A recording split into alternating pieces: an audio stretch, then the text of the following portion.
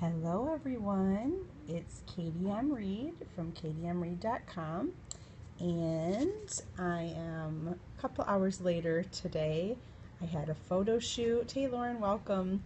I had a photo shoot earlier and I just awoke from a much needed nap, a much needed rest. Hey hubby. Hubby, I took a nap. Are you proud of me? Hey Cindy, how are you? But I am showing you guys a new affiliate I have on the blog. It's Fashion and Compassion. I don't know if you've been there. Thank you. Hey Jenna, welcome. But it's fashionandcompassion.com. And I don't know if this is going to be a great one, Cindy. I'm going to try. I don't really have a big plan, so we'll see how it goes. You always do such a good job with yours. Thanks, hubby. Okay, so I'm going to flip this around. And I want to show you my Fashion and Compassion necklace. This was actually, there's a cool story about this necklace. Well, for one, let me tell you the coolest part of all. I've got to read this on the back. This was made by Miriam, which I thought was so cool because I love to praise and worship, just like Miriam from the Bible. And anyway, so let me read what this says. The beads on this jewelry were made by vulnerable and HIV positive women in Uganda using small strips of paper. Proceeds are invested into transformational development in Africa through our partner Alarm, and Alarm is all in capitals. So I don't know if you can see that. Maybe you want to do a screenshot of that. I don't know. But anyway, fashionandcompassion.com, and I am so excited. Is that backwards? There we go. But these were the lanyards at She Speaks 14. How cool is that? So we attached our name tag onto these lanyards. It was the prettiest lanyard I had. Look at me. I am nap, guys. Just had a nap right on this couch. So anyway, so these were the lanyards, and I thought that was so cool. Not only that, I've got weird glare on the glasses. I'm just going to take them off. Sorry, guys. Trying to be professional here. So anyway, I just thought it was so cool about these, yay for nap, Cindy, about these lanyards because they were pretty.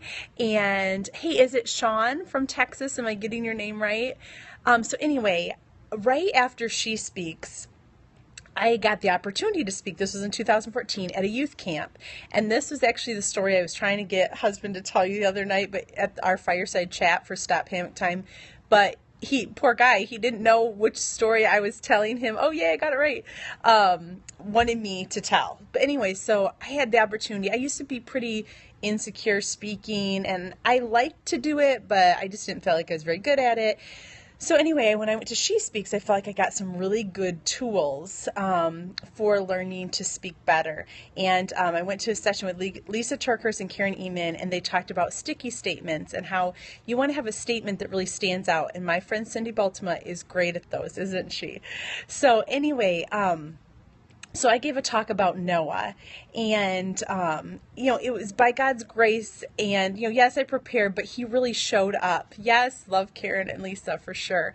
So he really showed up, and I went a little long, but it just was exciting to do. And I got off the stage, and husband said to me, oh my word. He's like, you did such a good job. You were made to do this. And it was just a really special moment with us because like we were talking about, sometimes your spouse's giftings might not be what you pictured or what's necessarily convenient to you. But for him to say that to me meant so much. But I tell this story to tell this. So I was walking over to the speaking engagement, and I had not this necklace on, but a necklace like this from She Speaks. And I like gifts anyway, and it was so meaningful that a vulnerable woman had made it. But as I'm walking over, God said, give your necklace away. I'm not saying this to toot my own horn, I'm just telling you. And I was like, what? I really like this. I don't want to do that.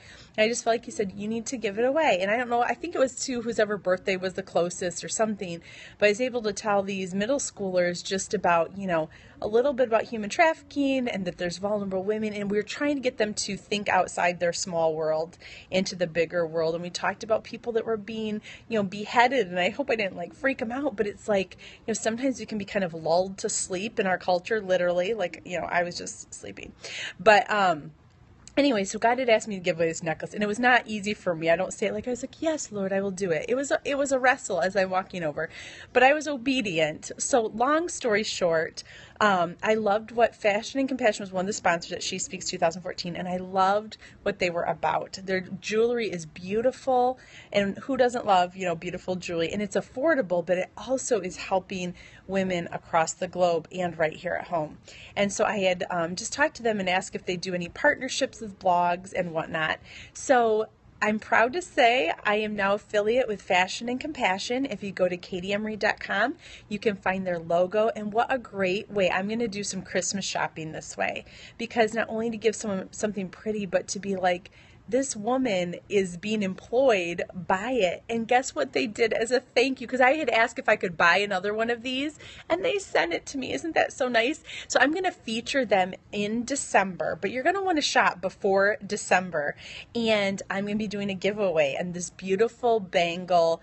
It's all wrapped up, so not going to show you right now, but it's a charm bangle from Mexico, and it's just gorgeous. So stay tuned on that and go check out Fashion and Compassion.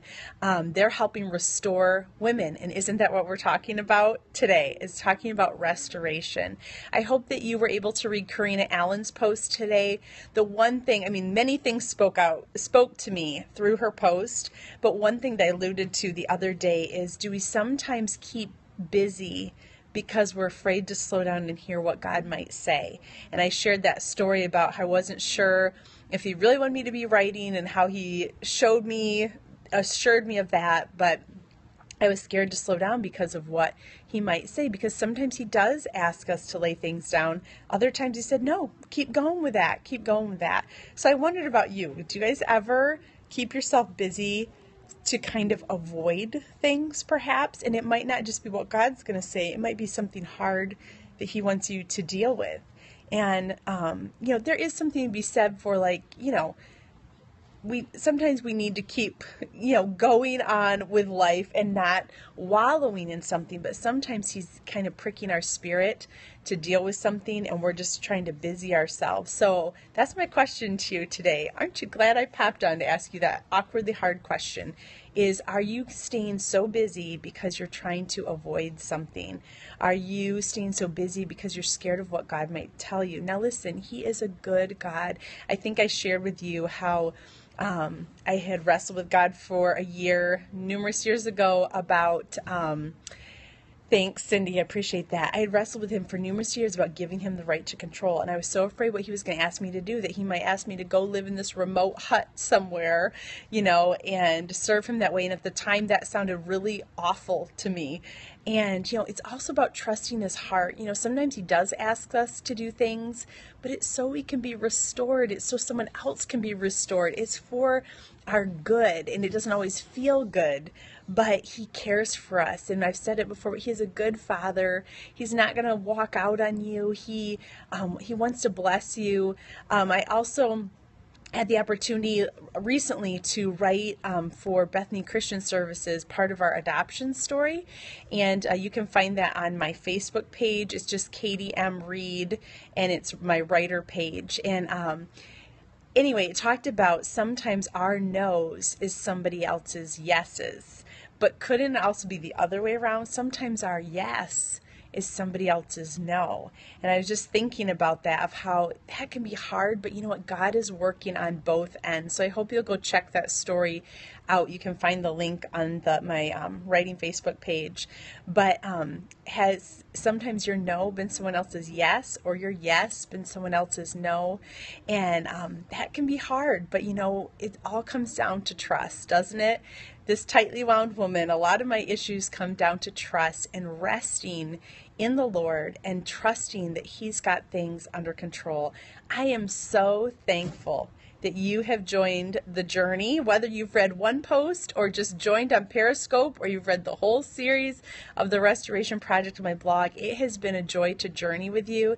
And I think I would love to hear something you've learned if you want to comment.